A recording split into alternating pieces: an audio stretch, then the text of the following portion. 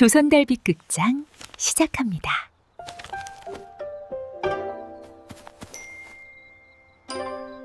하얀 저고리가 바람에 날렸습니다. 그녀의 발끝은 깎아지른 절벽 끝에 닿아 있었지요. 이렇게까지 기다렸는데 이 세상에 나와 어울릴 사내란 건 없나 보군요. 옥진이는 눈을 감았습니다. 새필배를 하루 만에 짜내는 천부적인 솜씨. 그 자부심으로 시작된 고집은 끝내 재주 좋은 총각 둘을 내쳤고 세월만 덧없이 지나 그녀는 어느덧 23. 마을에서는 이미 고집불통 노처녀라 불리고 있었지요.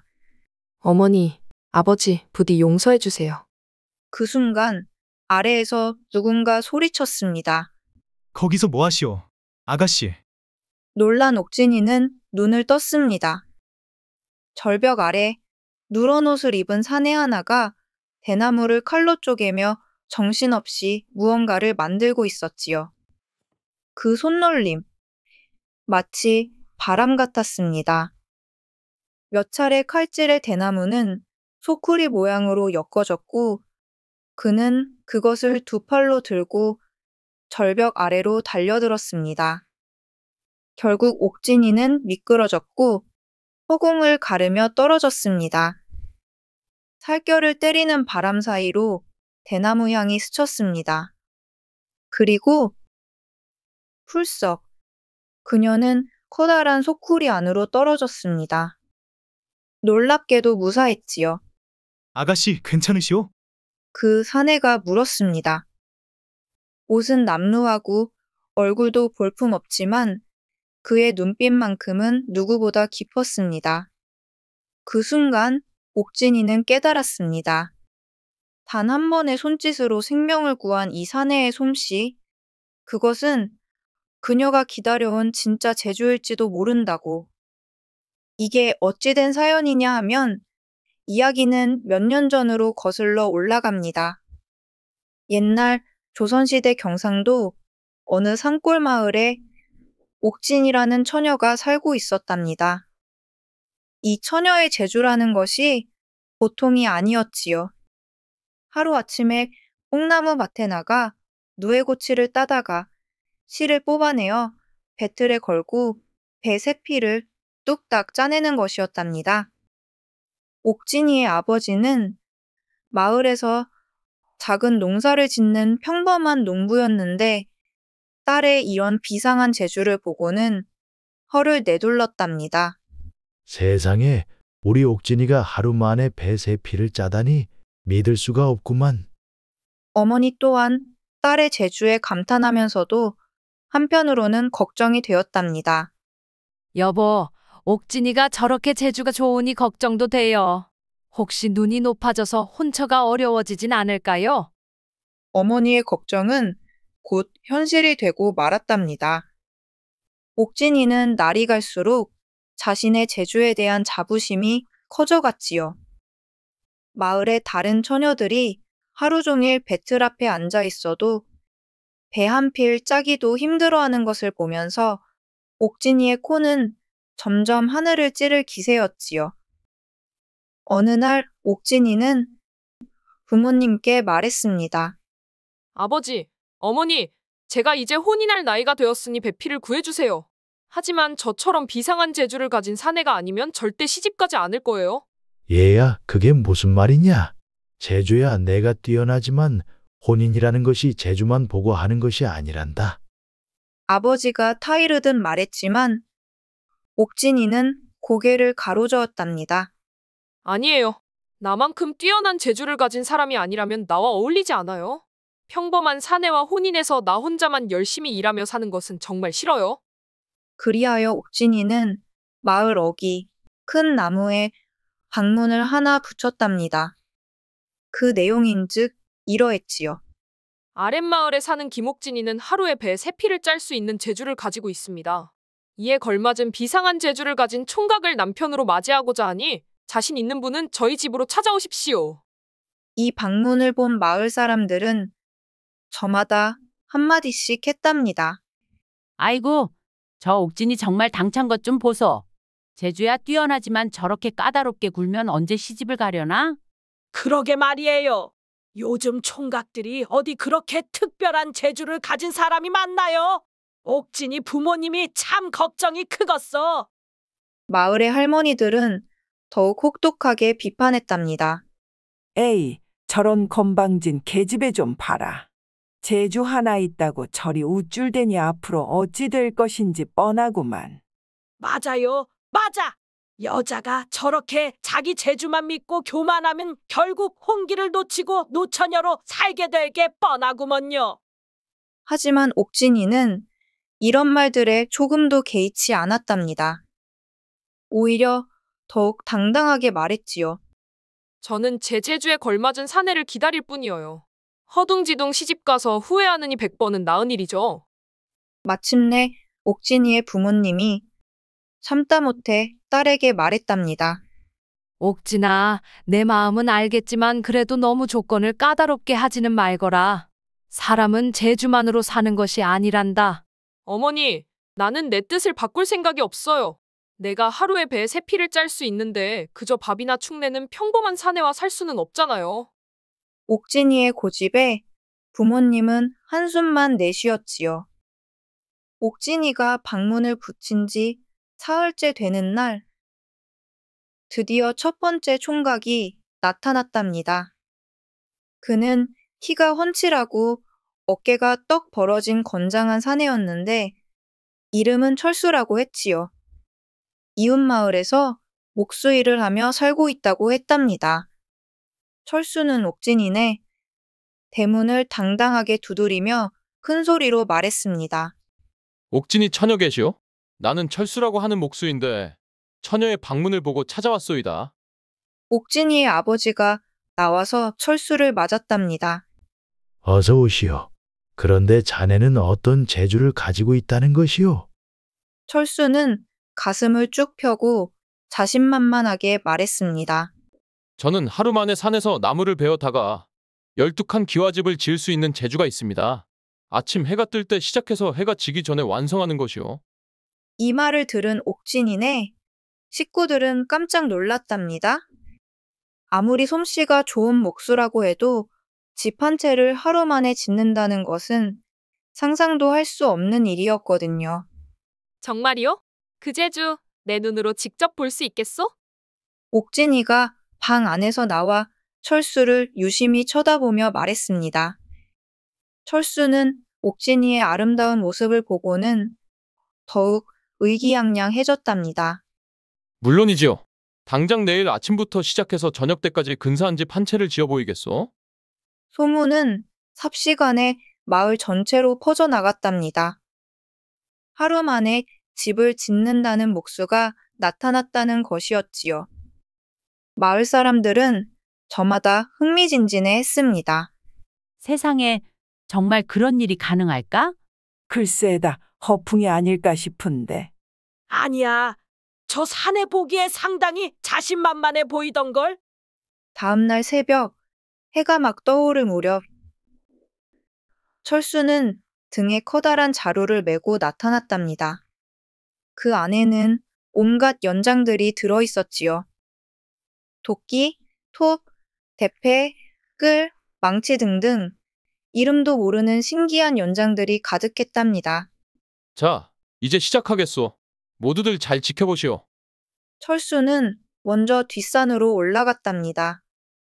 그리고는 정말 놀라운 속도로 나무를 베기 시작했지요. 커다란 소나무들이 쓰러지는 소리가 산 전체에 울려 퍼졌답니다. 저런 정말 빠르구나. 마을 사람들이 하나둘씩 모여들어 구경하기 시작했습니다. 철수의 솜씨는 정말 보통이 아니었답니다. 도끼질 한 번에 나무 한 그루가 정확히 원하는 방향으로 넘어졌지요.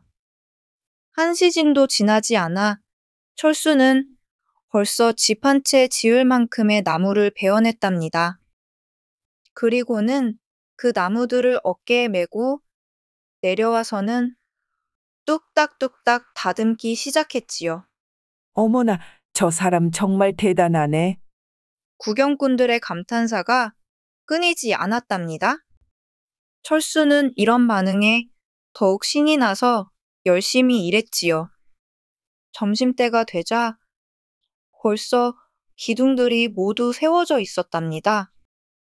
오후가 되자 벽체가 만들어지고 해가 기울 무렵에는 지붕까지 올라가기 시작했답니다. 옥진이도 처음에는 의심스러워했지만 철수의 실력을 보고는 점점 감탄하게 되었답니다. 정말 놀라워. 저런 재주를 가진 사람이 있다니? 마침내 해가 지기 직전 철수는 마지막 기와까지 올리며 큰 소리로 외쳤습니다. 다 되었소. 12칸 기와집 완성이요. 정말로 아침에 아무것도 없던 자리에 번듯한 기와집 한 채가 서 있었답니다. 마을 사람들은 박수를 치며 환호했지요. 와, 정말 해냈구나.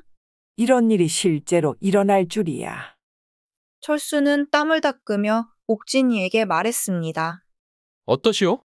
이 정도면 아가씨의 재주에 어울린다고 할 수 있지 않겠소? 옥진이도 처음에는 감탄했답니다. 정말 대단한 재주였거든요. 하지만 그녀는 꼼꼼한 성격이었기 때문에 집을 자세히 살펴보기 시작했지요. 잠깐만요. 제가 한번 자세히 살펴보고 말씀드릴게요. 옥진이는 집 안팎을 샅샅이 둘러보기 시작했답니다. 기둥도 보고, 벽도 보고, 지붕도 보고, 문도 보고. 그런데 앞문을 유심히 보던 옥진이의 얼굴이 갑자기 굳어졌습니다. 아니, 이게 뭐지?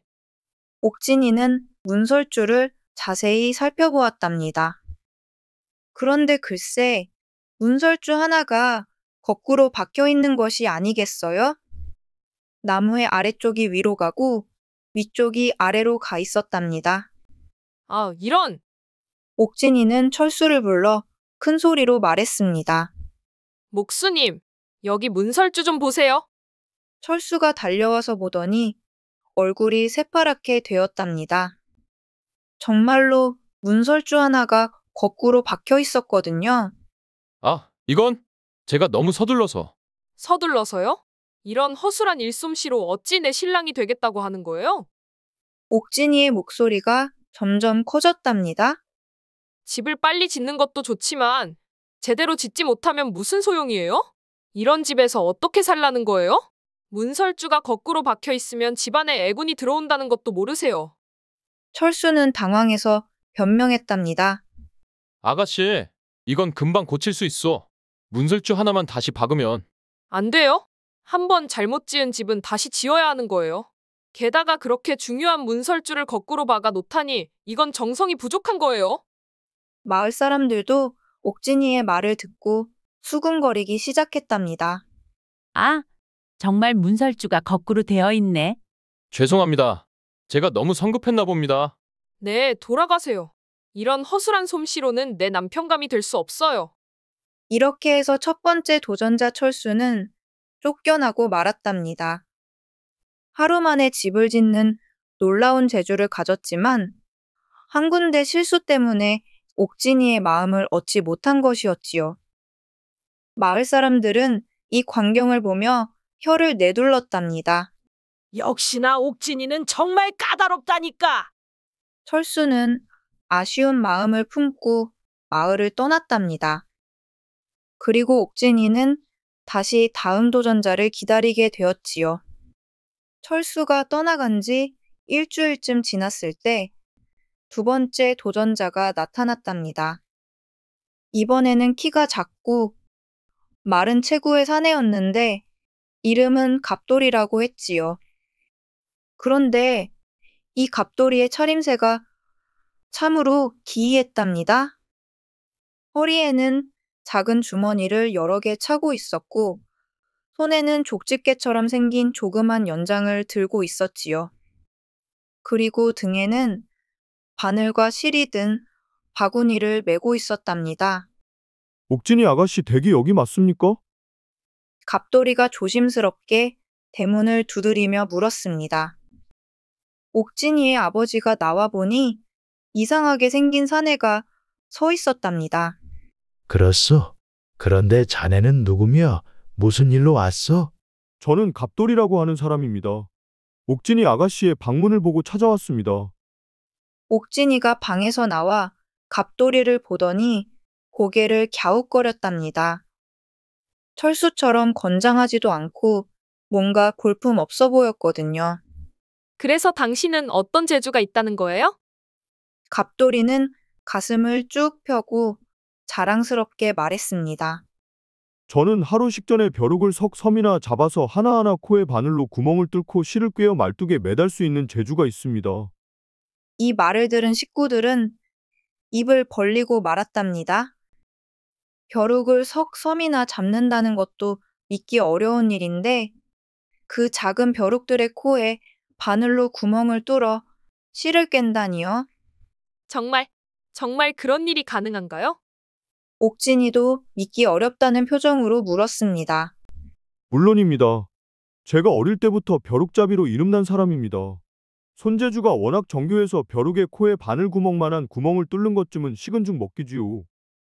갑돌이는 허리춤에서 족집게 같은 연장을 꺼내 보여주었답니다.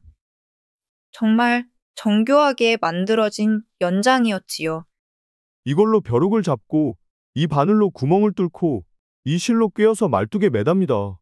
하루 종일하면 석섬 정도는 거뜬하지요. 마을 사람들에게도 소문이 퍼져나갔답니다. 이번에는 벼룩 사냥꾼이 나타났다는 것이었지요. 벼룩을 석 섬이나 잡는다고. 그것도 하나하나 코에 실을 꿰다고 하던데 세상에 그런 재주를 가진 사람이 있을까? 사람들은 반신반의했지만 호기심이 생겨 구경하러 모여들었답니다. 다음날 새벽, 갑돌이는 약속대로 나타났습니다. 그리고는 마당 한복판에 긴 말뚝을 박더니 말했지요. 자, 이제 시작하겠습니다.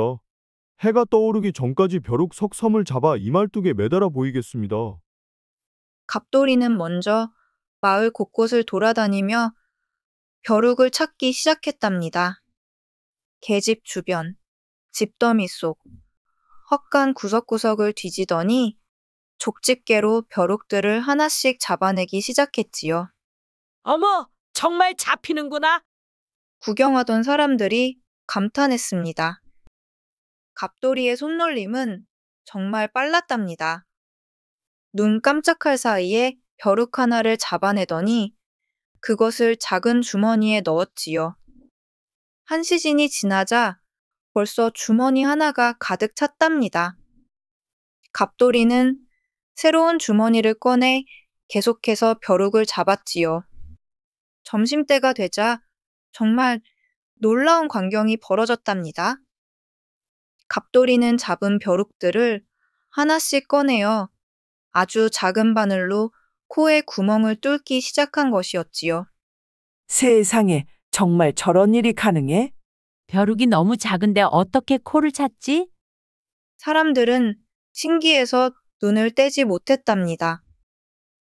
갑돌이는 돋보기까지 꺼내어 정성스럽게 벼룩 한 마리 한 마리의 코에 구멍을 뚫고 실을 꿰었답니다. 하나, 둘, 셋. 갑돌이는 실을 꿰n 벼룩들을 말뚝에 매달기 시작했습니다. 정말 신기한 광경이었지요. 말뚝에 수많은 벼룩들이 주렁주렁 매달리기 시작했답니다. 오후가 되자 말뚝은 벼룩들로 가득했답니다. 수백 마리, 수천 마리, 정말 끝없이 매달렸지요. 옥진이도 처음에는 그저 신기해서 구경만 했는데 갑돌이의 정성스러운 모습을 보고는 점점 감탄하게 되었답니다. 정말 대단해. 저렇게 작은 벼룩에 코에 구멍을 뚫다니. 해가 지기 직전, 갑돌이는 마지막 벼룩까지 말뚝에 매달고는 큰 소리로 외쳤습니다. 다 되었습니다. 벼룩 석섬 완성입니다. 정말로 말뚝에는 수만 마리의 벼룩들이 주렁주렁 매달려 있었답니다. 모두 코에 실이 꿰어져 있었지요. 마을 사람들은 박수를 치며 환호했습니다. 이런 기가 막힌 재주가 있다니. 갑돌이는 땀을 닦으며 옥진이에게 말했습니다. 어떻습니까? 이 정도 재주면 아가씨와 어울린다고 할 수 있지 않겠습니까? 옥진이도 처음에는 정말 감탄했답니다. 이런 정교한 재주는 처음 보았거든요. 정말 놀라워요. 이런 재주를 가진 분이 계시다니. 하지만 옥진이는 꼼꼼한 성격이었답니다. 그래서 벼룩들을 하나하나 자세히 살펴보기 시작했지요. 잠깐만요. 제가 한번 꼼꼼히 살펴보고 말씀드릴게요. 옥진이는 돋보기를 들고 벼룩들을 하나씩 점검하기 시작했답니다. 첫 번째 줄, 두 번째 줄, 세 번째 줄. 정말 정성스럽게 하나하나 확인했지요. 그런데 거의 다 살펴볼 때쯤 옥진이의 얼굴이 굳어졌습니다. 이게 뭐죠? 옥진이는 벼룩 한 마리를 가리키며 갑돌이를 불렀답니다. 이자비님, 여기 이 벼룩 좀 보세요. 갑돌이가 달려와서 보더니 얼굴이 새파랗게 되었답니다. 그 벼룩 한 마리만 코가 아닌 목에 실이 걸려 있었거든요. 아, 이건 제가 너무 서둘러서. 서둘러서요? 수만 마리 중에 딱 한 마리만 잘못되었다고 하지만 이건 정성이 부족한 거예요. 옥진이의 목소리가 점점 높아졌답니다. 벼룩 사냥이 아무리 어려워도 한 마리 한 마리 정성을 다해야 하는 것 아니에요? 이렇게 대충대충 하면서 어떻게 내 남편이 되겠다는 거예요? 갑돌이는 당황해서 변명했답니다. 아가씨, 수만 마리 중에 한 마리만 잘못된 것인데. 한 마리라도 잘못이에요. 정성이 조금이라도 부족하면 안 되는 거예요. 이 정도 정성이면 어찌 내 남편감이 되겠어요? 결국 갑돌이도 고개를 숙이고 말았답니다. 죄송합니다. 제가 마지막에 조금 성급했나 봅니다. 네, 돌아가세요. 이런 허술한 정성으로는 내 남편감이 될 수 없어요. 이렇게 해서 두 번째 도전자, 갑돌이도 쫓겨나고 말았답니다. 정말 기가 막힌 재주를 가졌지만 단 한 마리의 실수 때문에 옥진이의 마음을 얻지 못한 것이었지요. 갑돌이가 떠나간 후 한동안 아무도 찾아오지 않았답니다. 철수와 갑돌이의 이야기가 다른 마을까지 퍼져나가면서 옥진이가 얼마나 까다로운 처녀인지 소문이 자자해졌거든요. 아니, 하루 만에 12칸 집을 짓는 목수도 쫓아내고 벼룩석 섬을 잡는 제주꾼도 내보냈다니. 문설주 하나 거꾸로 박았다고 벼룩 한 마리 실 꿰는 자리가 틀렸다고 쫓아냈다며? 저런 까다로운 처녀와 혼인하려면 완벽한 신선이라도 되어야 하겠구만. 이런 소문들이 돌면서 더 이상 도전하려는 총각들이 나타나지 않게 되었답니다. 한 달이 지나고 두 달이 지나고 반년이 나도 아무도 오지 않았지요. 옥진이는 처음에는 곧 더 훌륭한 사람이 나타날 것. 이라고 생각했지만 시간이 갈수록 마음이 조급해졌답니다. 어느 날 옥진이는 우물가에서 빨래를 하고 있었는데 마을 아낙네들이 수군거리는 소리가 들려왔습니다. 옥진이도 참 딱해. 저렇게 까다롭게 굴다가 정말 처녀로 늙어 죽겠어. 그러게 말이야. 철수나 갑돌이 정도면 충분히 훌륭한 총각들이었는데. 옥진이는 이런 말들을 들으며 가슴이 답답해졌답니다. 하지만 여전히 자신의 고집을 꺾을 생각은 없었지요. 그렇게 1년이 지났답니다. 옥진이의 나이도 어느덧 20살이 넘어갔지요. 당시로서는 홍기를 한참 넘긴 나이였답니다. 부모님도 걱정이 태산 같았습니다. 옥진아, 이제 정말 눈을 좀 낮춰라. 완벽한 사람을 찾으려다가 정말 혼기를 놓치겠다. 아버지가 진심 어린 목소리로 말했지만 옥진이는 여전히 고개를 가로저었답니다. 아버지, 나는 내 재주에 어울리는 사람이 아니면 절대 결혼 안 할 거예요. 얘야, 세상에 완벽한 사람이 어디 있겠느냐? 전에 왔던 철수도 갑돌이도 정말 뛰어난 재주를 가진 사람들이었잖니? 어머니가 타이르듯 말했지만 옥진이는 듣지 않았답니다. 그런데 2년째가 되어서도 아무도 나타나지 않자 옥진이는 점점 불안해지기 시작했답니다. 정말 자신과 어울리는 사람이 이 세상에 존재하지 않는 것은 아닐까 하는 생각이 들었거든요. 마을 사람들의 시선도 점점 차가워졌답니다. 옥진이 봤어? 벌써 22인데 아직도 시집 못 갔어. 그럴 줄 알았지. 저렇게 까다롭게 굴면 당연히 그렇게 되는 거야.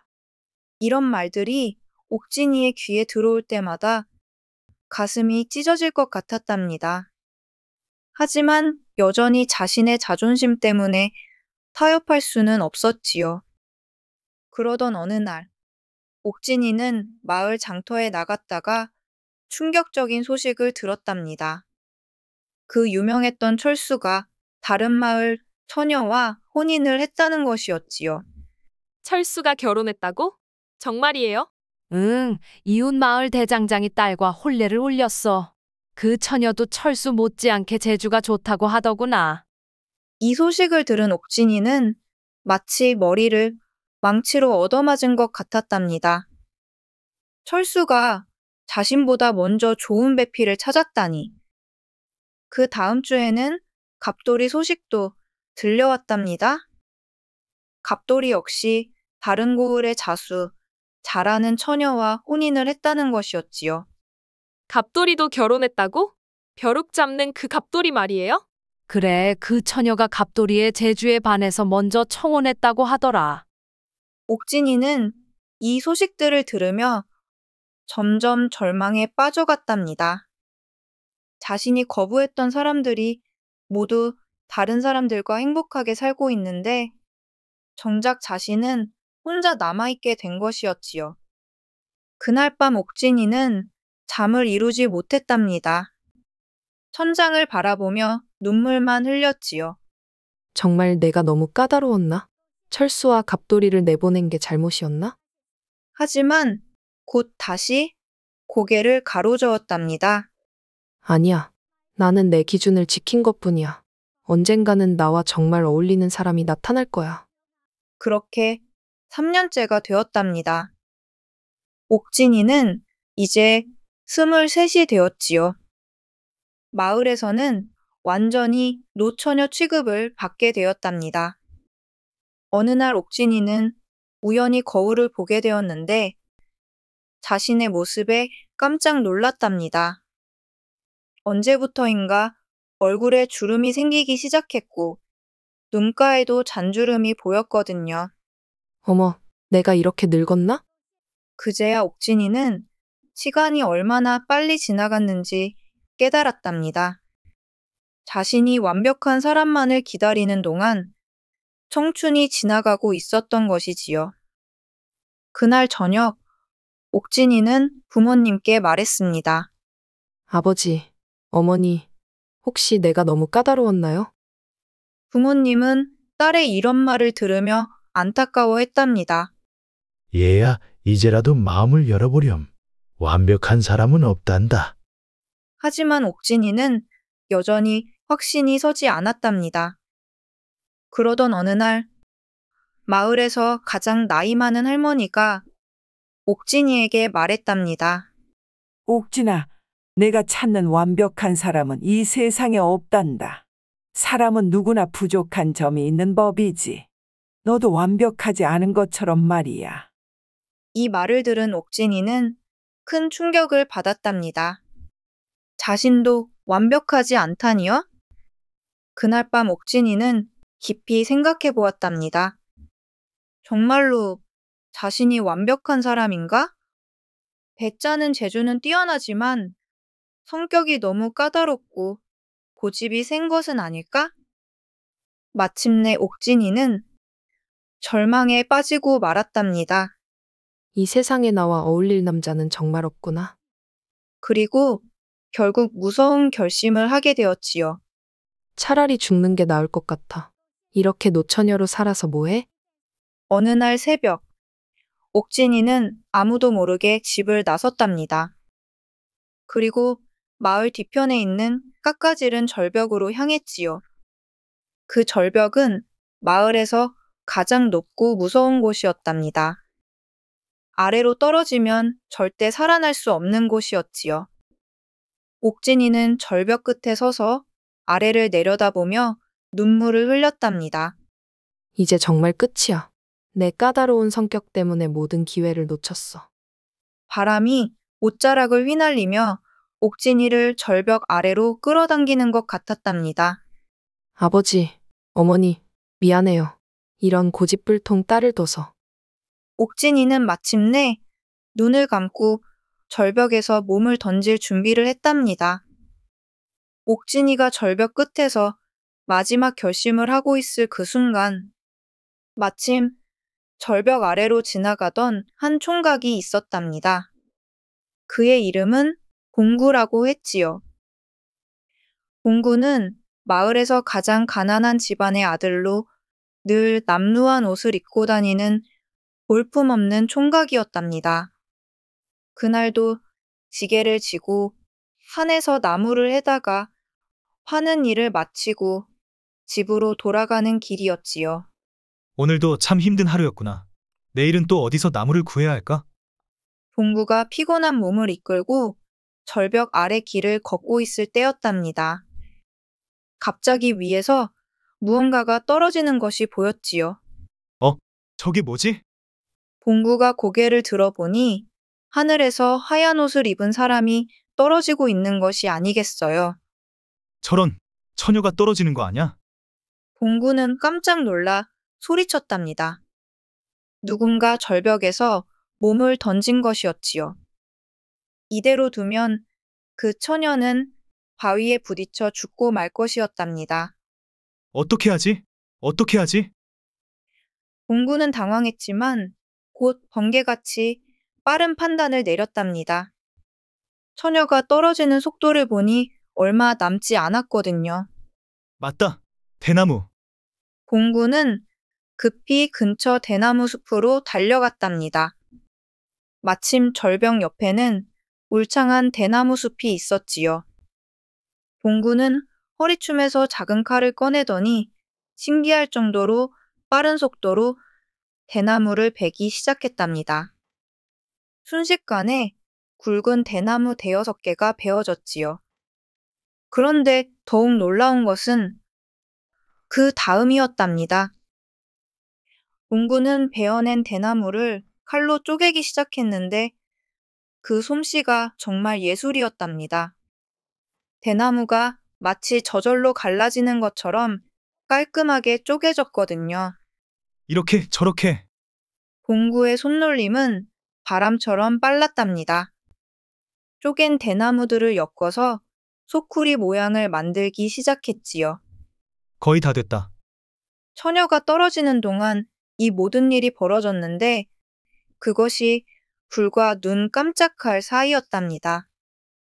봉구의 손재주가 얼마나 빠르고 정교한지 알 수 있는 대목이었지요. 마침내 든든한 대나무 소쿠리가 완성되었답니다. 봉구는 처녀가 떨어질 자리를 정확히 계산하고는 그 자리로 달려가 소쿠리를 들고 기다렸지요. 옥진이는 눈을 감고 떨어지면서 생각했답니다. 이제 모든 게 끝이구나. 아버지, 어머니, 안녕. 그런데 그때였지요. 갑자기 푹신한 무언가에 몸이 닿는 느낌이 들었답니다. 딱딱한 바위가 아닌 마치 구름 같은 느낌이었지요. 어? 옥진이는 놀라서 눈을 떴답니다. 그런데 자신이 대나무로 만든 소쿠리 안에 앉아 있는 것이 아니겠어요. 아, 이게 무슨 일이지? 옥진이가 주변을 둘러보니 건장하지도 잘생기지도 않은 평범한 총각이 자신을 내려다보고 있었답니다. 아가씨, 괜찮으시오? 다치신 곳은 없으시오? 봉구가 걱정스러운 목소리로 물었습니다. 옥진이는 아직 무슨 일이 일어났는지 제대로 파악하지 못하고 있었답니다. 내가 살아있는 건가요? 네, 다행히 무사하시오. 제가 대나무 소쿠리를 만들어서 받아들였거든요. 봉구의 말을 들은 옥진이는 그제야 상황을 이해했답니다. 이 총각이 자신을 구해준 것이었지요. 당신이 나를 구해준 거예요? 네, 갑자기 아가씨가 떨어지시길래 급히 소쿠리를 만들어서 받아들인 것이오. 옥진이는 소쿠리를 자세히 살펴보았답니다. 정말 정교하게 만들어진 소쿠리였지요. 대나무가 하나하나 완벽하게 엮어져 있었고 튼튼하면서도 부드러웠답니다. 이 소쿠리를 언제 만든 거예요? 방금 만들었소. 아가씨가 떨어지는 동안 급히 만든 것이오. 뭐라고요? 이런 소쿠리를 그 짧은 시간에? 옥진이는 믿을 수 없다는 표정이었답니다. 이렇게 정교한 소쿠리를 그 짧은 시간에 만든다는 것은 상상할 수도 없는 일이었거든요. 네, 저는 어릴 때부터 대나무 다루는 일을 해왔거든요. 그래서 이런 일에 조금 익숙해서. 봉구는 겸손하게 말했지만 옥진이는 그의 재주에 깜짝 놀랐답니다. 옥진이는 소쿠리에서 내려와 봉구를 자세히 쳐다보았습니다. 키도 그리 크지 않고 얼굴도 평범했지요. 옷도 남루하고 볼품 없어 보였답니다. 당신 이름이 뭐예요? 저는 봉구라고 합니다. 봉구 오라버니. 정말 고마워요. 오라버니가 아니었다면 나는 죽었을 거예요. 옥진이는 진심으로 감사의 인사를 했답니다. 그런데 동시에 마음 한구석에서는 의문이 생겼지요.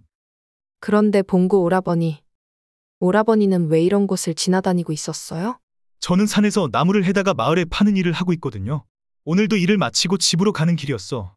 나무꾼이시군요. 옥진이는 조금 실망한 기색을 보였답니다.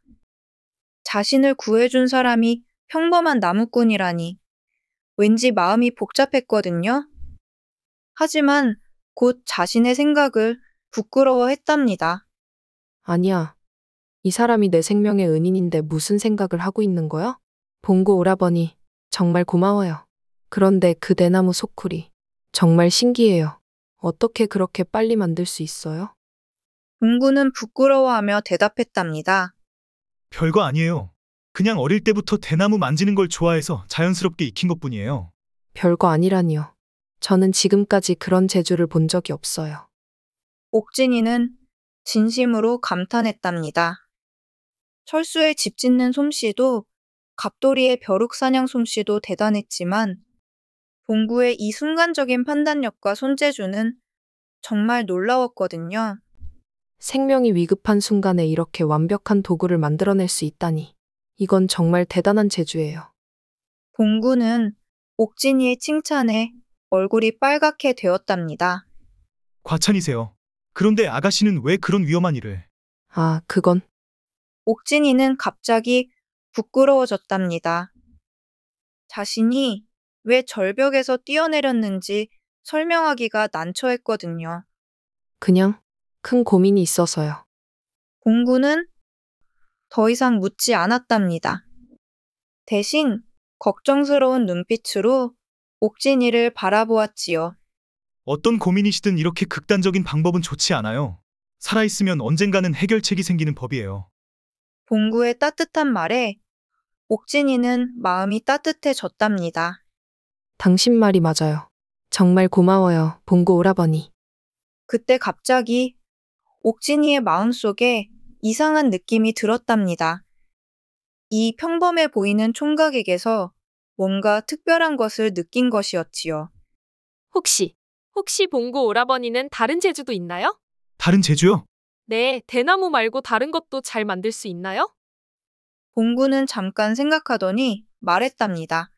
글쎄요. 대나무로는 웬만한 건 다 만들 수 있어요. 바구니도, 의자도, 상도, 심지어 집까지도요.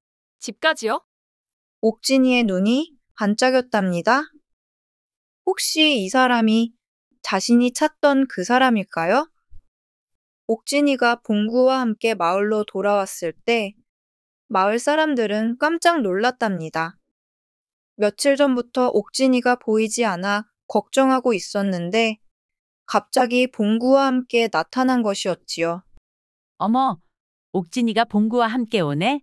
저 봉구 말이야? 마을에서 가장 게으른 그 봉구?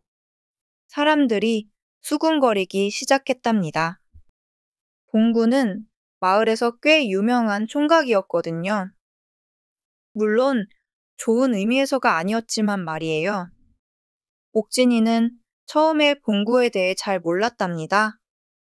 하지만 마을에 들어서자마자 사람들의 반응을 보고 무언가 이상하다는 것을 느꼈지요.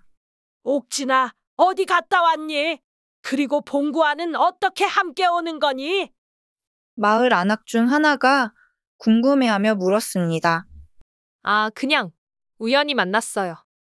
옥진이는 자신이 절벽에서 뛰어내렸다는 말을 할 수는 없어서 대충 둘러댔답니다. 봉구는 옥진이 집 앞까지 데려다 주고는 말했습니다. 이제 집에 무사히 도착하셨으니 저는 이만 가보겠습니다. 잠깐만요, 봉구 오라버니. 옥진이가 봉구를 불러 세웠습니다. 내일 시간 있으시면 저희 집에 와서 차라도 한잔 하시겠어요? 생명의 은인에게 제대로 감사 인사도 드리지 못했네요. 봉구는 깜짝 놀랐답니다. 마을에서 가장 까다롭기로 유명한 옥진이가 자신을 집으로 초대하다니요? 아, 그런 것까지 하실 필요는? 안 돼요. 꼭 와주세요. 옥진이의 강한 부탁에 봉구는 어쩔 수 없이 승낙했답니다.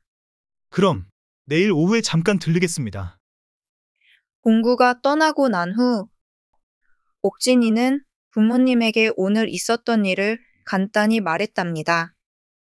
물론 절벽에서 뛰어내린 부분은 빼고 말이지요. 봉구가 너를 도와줬다고?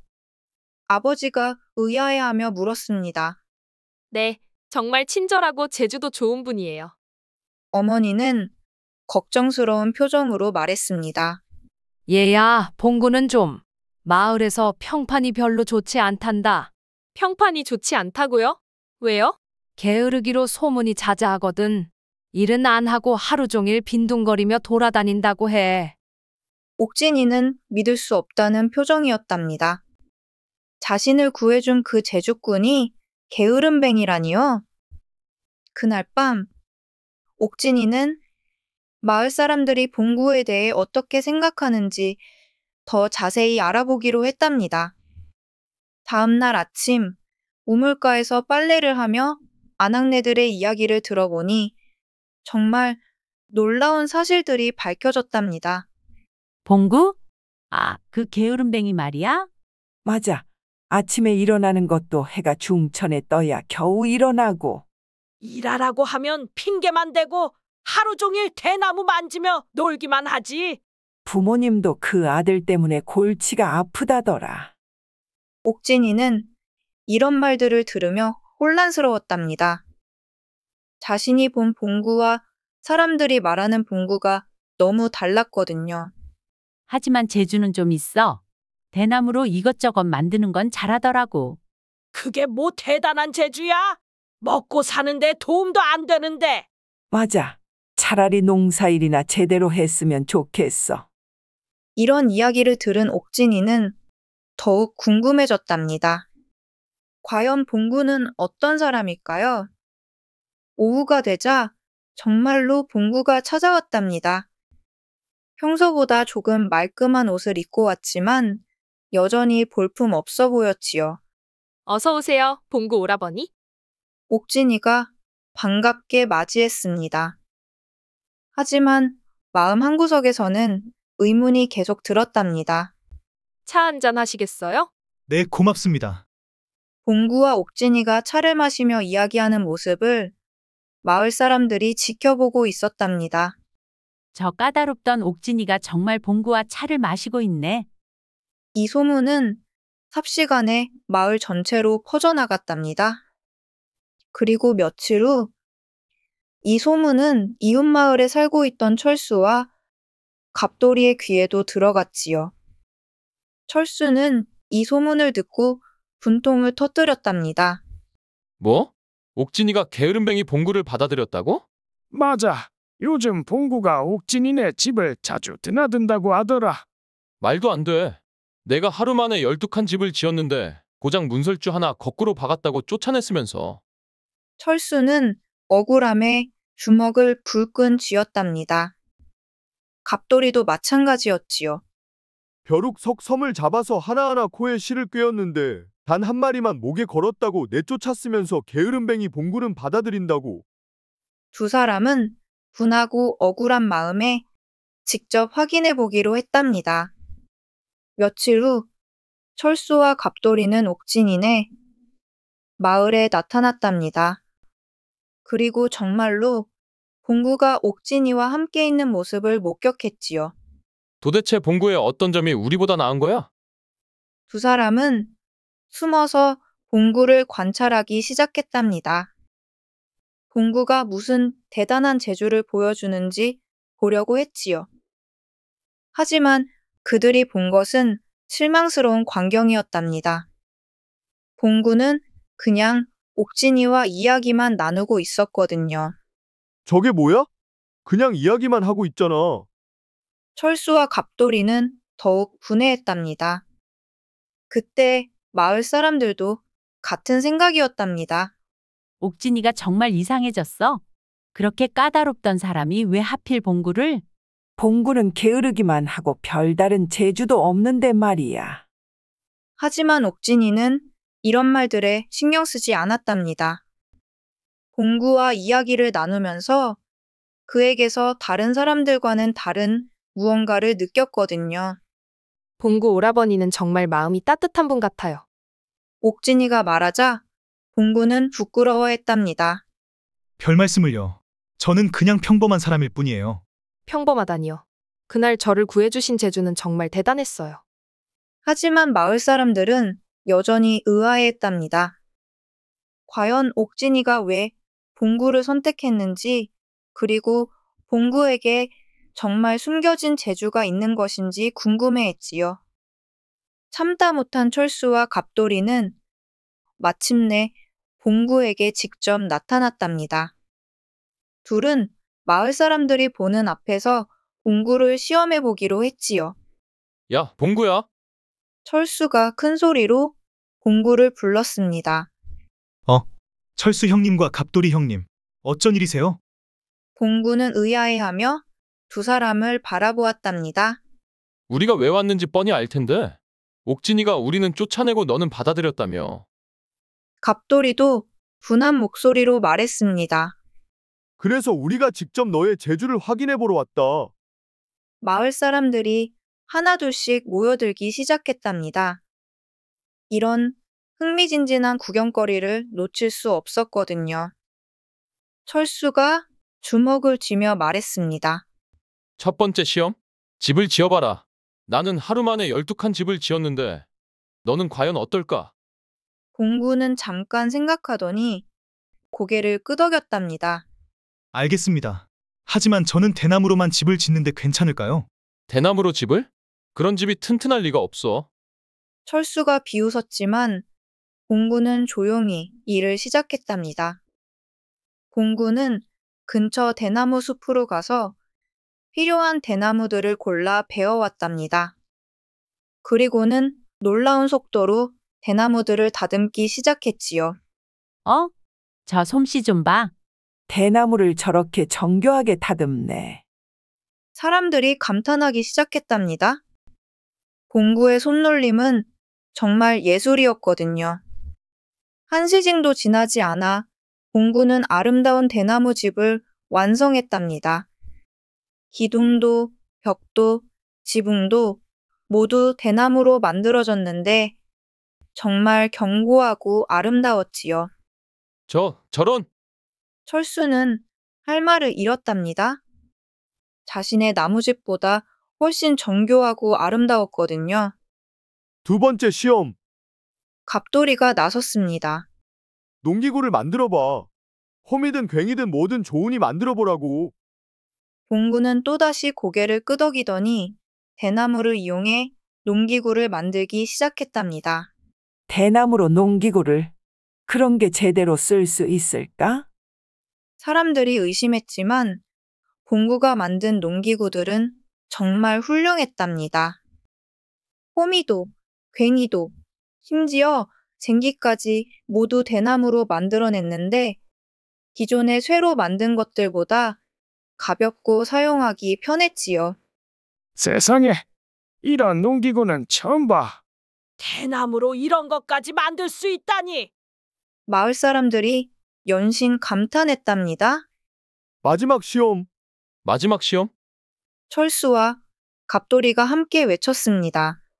정교한 장신구를 만들어봐. 우리가 보기에는 내가 그런 섬세한 일은 못할 것 같은데.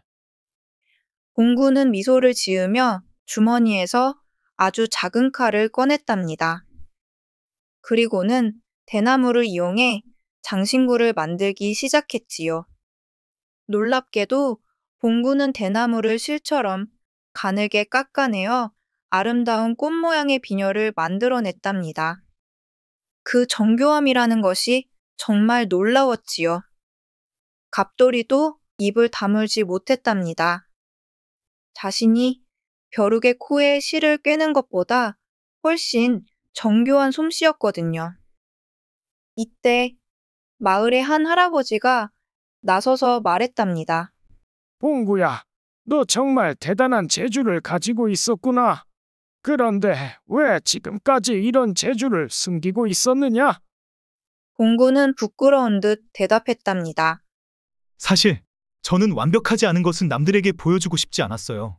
그래서 혼자서 계속 연습만 하고 있었거든요. 완벽하지 않은 것을? 옥진이가 궁금해하며 물었습니다. 네, 제가 만든 것 중에 조금이라도 마음에 들지 않는 부분이 있으면 다시 만들곤 했어요. 그래서 남들 눈에는 게으름뱅이로 보였을 거예요. 마을 사람들이 서로 얼굴을 바라보았답니다. 그제야 봉구의 진실을 알게 된 것이었지요. 그래서 항상 대나무 숲에서 혼자 연습하고 있었구나. 우리가 게으르다고 생각했는데 사실은 완벽을 위해 노력하고 있었던 거야. 옥진이는 봉구를 바라보며 감동했답니다. 봉구 오라버니, 당신은 정말 대단한 분이에요. 완벽을 추구하는 마음이 얼마나 소중한 건지 몰라요. 철수와 갑돌이는 고개를 숙였답니다. 봉구야, 미안하다. 우리가 너를 오해했구나. 봉구는 겸손하게 말했답니다. 아니에요. 형님들도 정말 훌륭한 재주를 가지고 계세요.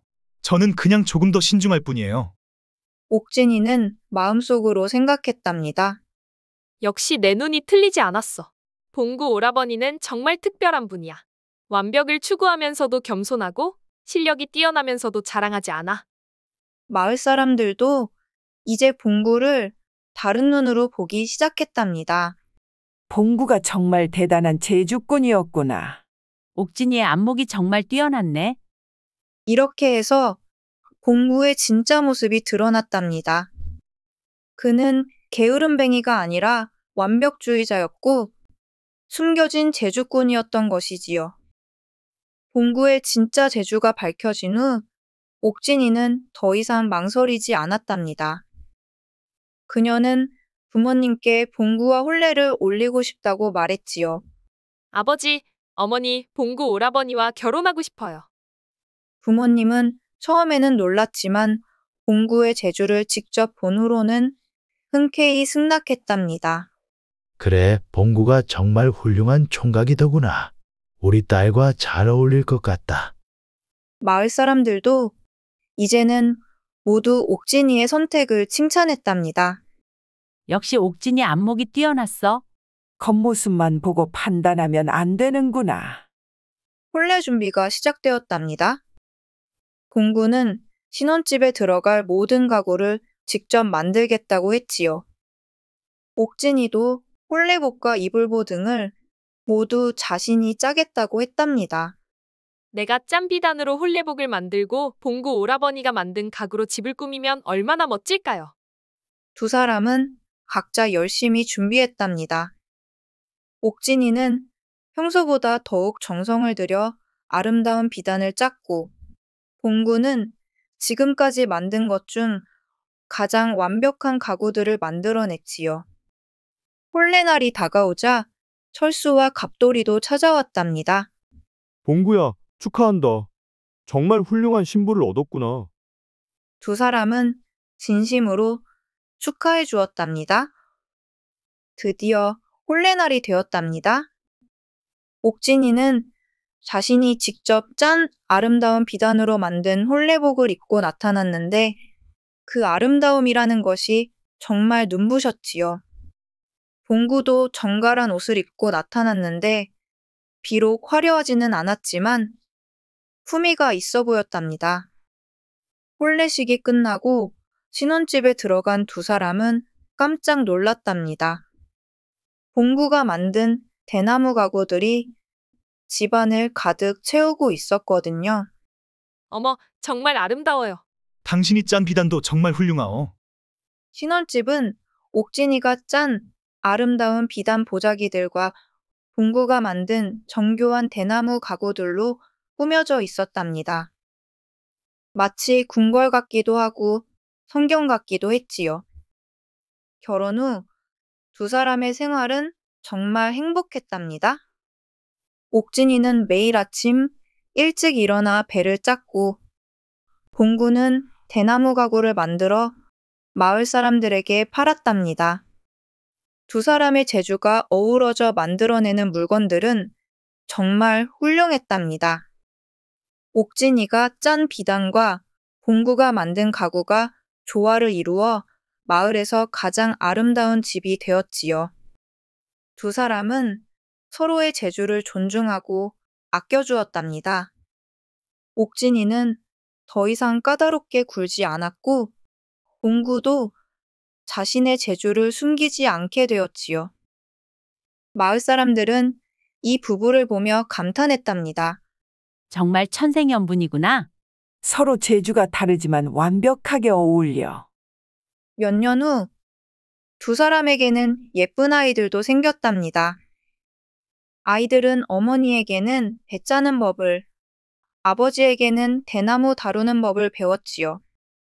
철수와 갑돌이도 각각 좋은 신부를 만나 행복하게 살았답니다. 그리고 가끔 옥진이와 봉구를 찾아와 옛 이야기를 나누곤 했지요. 그때 우리가 얼마나 어리석었는지 몰라? 옥진이가 정말 현명했소. 사람은 겉모습이 아니라 진심을 봐야 하는구나. 이렇게 해서 옥진이와 봉구는 평생 행복하게 살았답니다.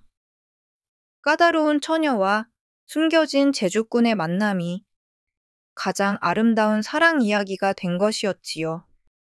그들의 이야기는 오랫동안 마을 사람들 사이에서 전해져 내려왔답니다. 진정한 재주는 마음에서 나오는 것이고 진정한 사랑은 서로를 이해하는 것. 이라는 교훈과 함께 말이지요.